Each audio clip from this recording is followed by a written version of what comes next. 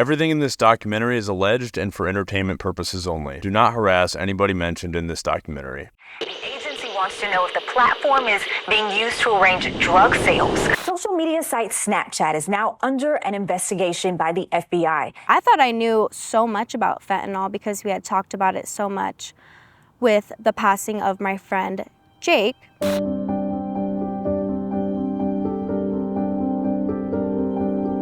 When it first was introduced, I kind of never really heard about fentanyl. Snapchat has become the delivery system of choice for drug dealers pushing their products into young hands.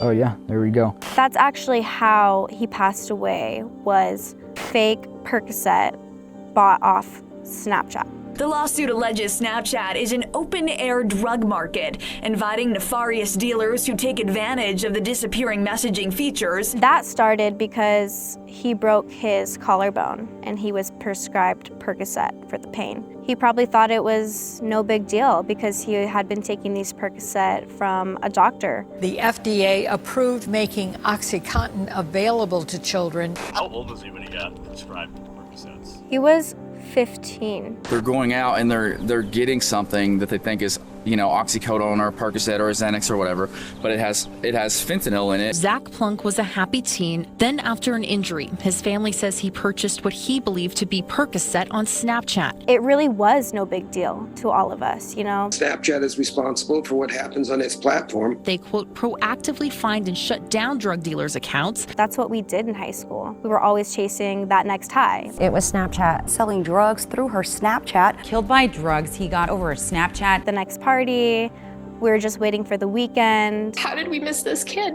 How did we miss them? How are we not getting the message through to them?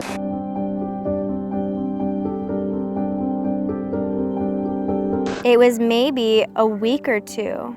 I think he was prescribed Percocet. It was a really short amount of time. But he got hooked on it?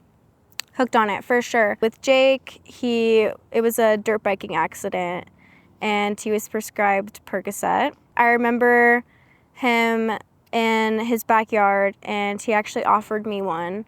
And I was like, what do they make you feel like? And he says, they make all your problems go away. We were out drinking on a Friday, Saturday night. We were just at some house party. I remember taking shots with Jayke. I remember dancing in the kitchen. All of our friends were there. It was a really good night. It was a really good time. I don't remember saying bye to him that night, but that was the last night that I saw Jayke, because he went home and he took one of those pills. 6 out of 10 fake prescription pills on the market now contain a deadly dose of fentanyl. The amount that fits on the tip of a pencil could kill someone. I remember him telling us that he didn't have any more Percocet, and he was talking about getting more. How soon after him getting prescribed that did he go out seeking it on Snapchat? Days afterwards. Yeah. From the time he got hurt on the bike to the day that he passed, how much time was that? I'd say maybe a month and a half. Not much time.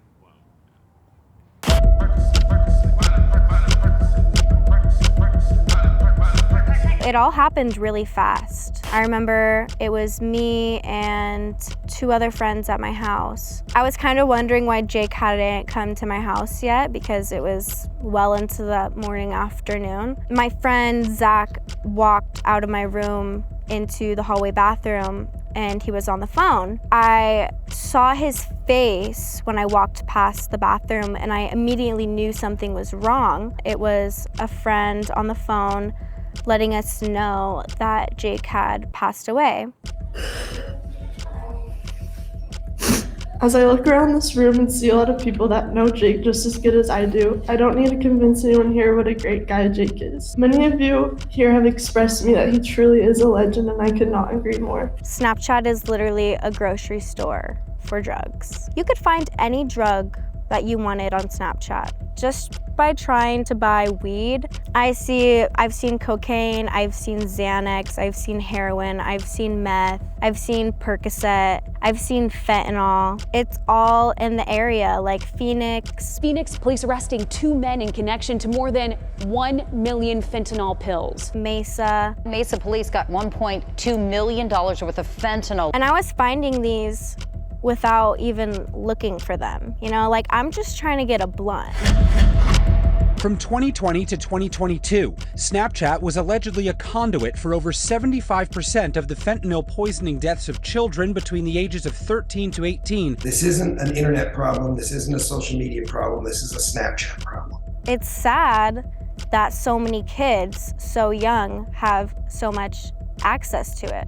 You can literally type in the search bar, plug, and like it'll all pop up, because they all have like the stupid little username with like the plug emoji. It's basically emojis that signify certain drugs. One of the biggest things is the plug. That means that somebody's the hookup. The little icicles or snowflakes, that means cocaine. There is literally a blue circle with an M on it. On one side it has an M with a block around it, and the other side is just cut. It's like cut in the middle and has a 30 on top of it. This is a mold for oxycodone. These pill pressing machines use interchangeable pill molds to make different kinds of pills. The pills are made in clandestine labs in Mexico and smuggled through ports of entry. Some of those drugs sold at Mexican pharmacies may not be the real thing. The counterfeit meds contain fentanyl, heroin, and even meth. Snapchat just gives them to you. Like, you don't have to look for them. And these random people that we would just meet up with, just drive to random places, and they'd just be random ass people. Is that still happening? Is that still? Definitely. Probably even more so. You can look up any keyword, like you can look up drugs or like weed. That is the main way me and my friends were getting drugs in high school, was through Snapchat. Hi, I'm Melinda Murphy. I'm the principal here at Highland High School. Highland is the largest public high school in Gilbert. Going to Highland was definitely an interesting experience. It was so like very much out of touch, kind of living in Gilbert. I feel like you're sheltered from a lot of things. Gilbert is an outstanding place if you want to raise a family. Actually, niche.com ranks them as the best suburb to raise a family in the Phoenix area. Gilbert really has been known as a super family-friendly area and for its safety. The 7 suspects accused of killing Preston Lord. And the Gilbert Goons and the violence in the East Valley. I feel like a lot of the kids I grew up with were very focused on themselves. Yo, tell me you didn't delete the video of the dead kid. It's $10K if you give to the popo. That's one of the texts accused killer Taylor Sherman received after he and his friends, known as the Gilbert Goons gang, allegedly beat 16-year-old Preston Lord to death. A group of disaffected teenagers who are wealthy, who got together and vented their frustrations on innocent people. I didn't care about anything at all. There's always a way to get alcohol. There's always a way to get drugs. The name Gilbert Goons originated from a Snapchat group chat. The court documents just into our newsroom accuse one of those teen suspects of selling fentanyl. 19-year-old Kyler Renner of selling fentanyl and other drugs. Talon Renner got in a fight, killed a kid. Guess I don't know my own strength. Talon,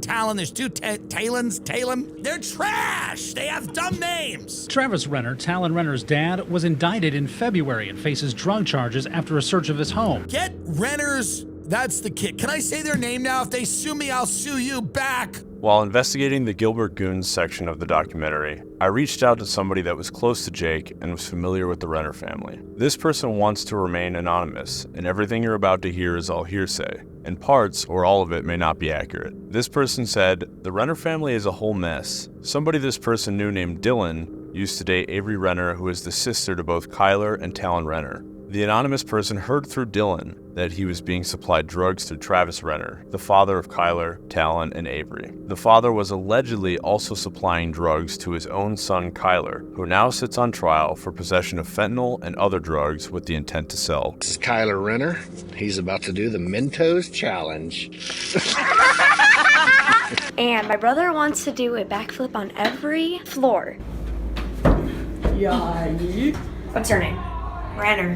Talon. Okay, there's an outlet. What's your name? I don't know. Talon stole. Tyler. The people out there who would sell and do these things are not friends. There was a lot of questions swirling around Jake's death, and there was a lot of rumors. People were like, well, why didn't you try to find out, like, who gave him the pill? And I'm like, well, what good would that do me? You know, I mean, that's just going down a rabbit hole. The person that gave it to him probably didn't even know what they were giving him. That's something that they're going to have to live with. I don't know exactly where he got the pill, but he did think it was like a painkiller because that's what it's supposed to be, and it was laced with fentanyl. So it, where it came from was not a good source. Wasn't afraid, took the pill, and it stopped his heart, and that, never woke up.